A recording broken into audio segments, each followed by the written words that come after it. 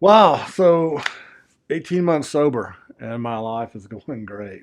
Um, the blessings of recovery were greater than I could have imagined. I've got a relationship with my son again. I've got a relationship with my family. Um, I got married. The lady I had been dating in active addiction, we both got sober. We both put our lives together and we got married. Um, I got a wonderful job working for a treatment center. Life could not be better at 18 months of sobriety. And then on a Tuesday afternoon, I'm at work when I get a phone call from my mother, and she tells me that my grandmother's died. And honestly, I didn't know what to do with that. I just didn't. I had never emotionally processed the death of anyone that I loved. As insane as that sounds, I had been using drugs and alcohol since such an early age that I never went through that without being numb. So I'm kind of reeling from my grandmother's death, and I go to her funeral on Thursday. And while I'm there, one of the funeral home workers comes up to me and said, "Hey Tom, did you hear about Brad?" I said, Brad was one of my best friends growing up, a very close friend of mine. He said, "Yeah, he's uh, he's in the back. He killed himself last night." And so my friend committed suicide, and I don't know what to do with that. So I go home the next day. I go back to my home, and when I get there, my wife of 7 months comes to me and said, "Are you okay?" I said, "Yeah." She said, "Okay, good. I need to tell you something. I don't want to be married anymore."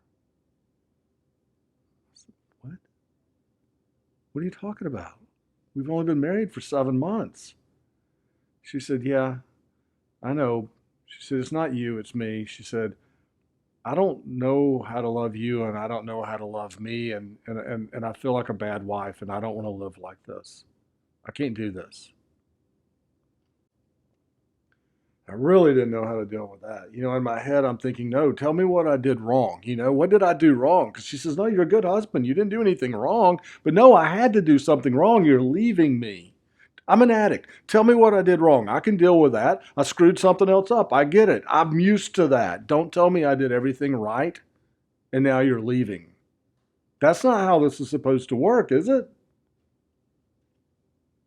That's what she told me. The next day, I moved out.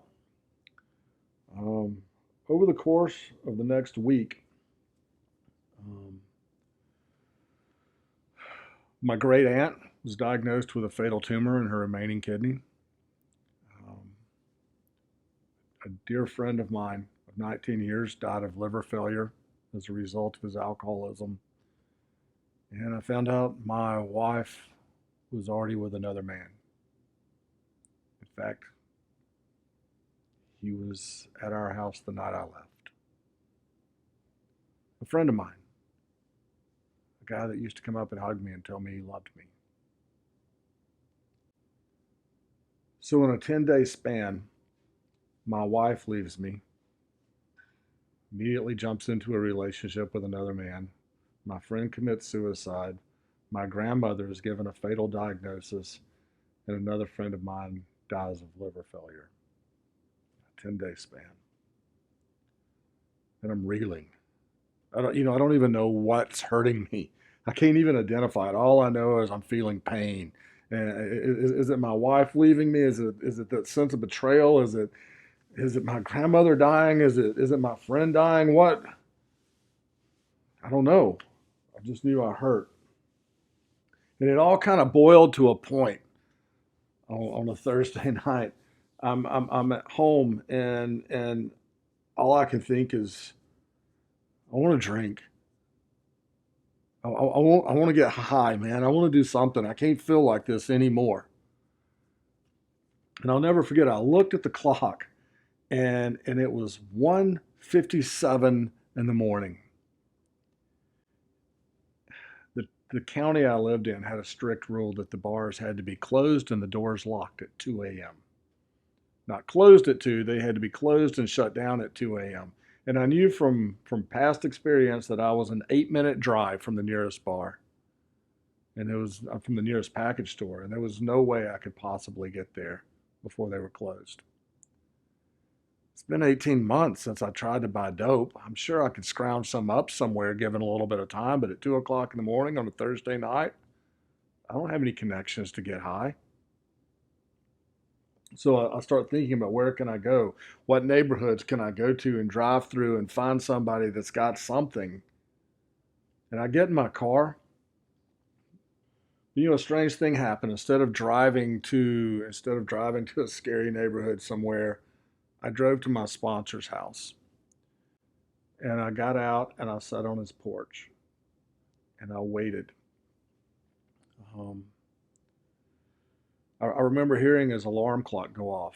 His bedroom was in the front of his house, and his alarm clock goes off. And I went and I started knocking on the door. Yeah. And he comes to the door and he says, "What's going on, man?" I said, "Man, I want to get high." He said, "What are you talking about?" I said, "Look, man, you know all the stuff going on in my life, man. I just want to get high. I just want to get drunk." He said, "Man, I don't think you want to get high." I said, "No, I do. I want to be high." He said, "No, Tom, it's not that I think you want to get high. I think that you want the pain to go away." I said, "Yeah, man, and I don't care what it costs me right now. I know all about the consequences. I get it. I know what I'm asking for, man, but I don't care. I need this pain to stop for 5 minutes."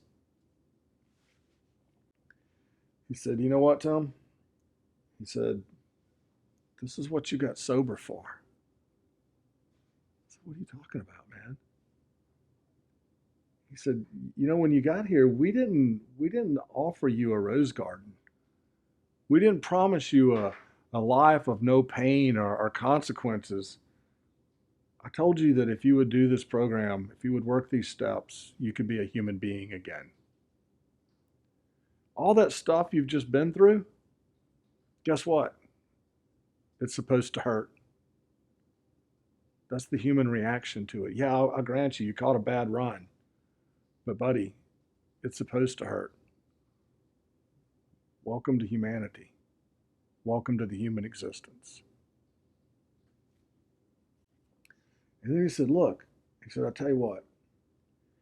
He said, if you'll follow a few suggestions, I'll help you get through this without putting dope in your body.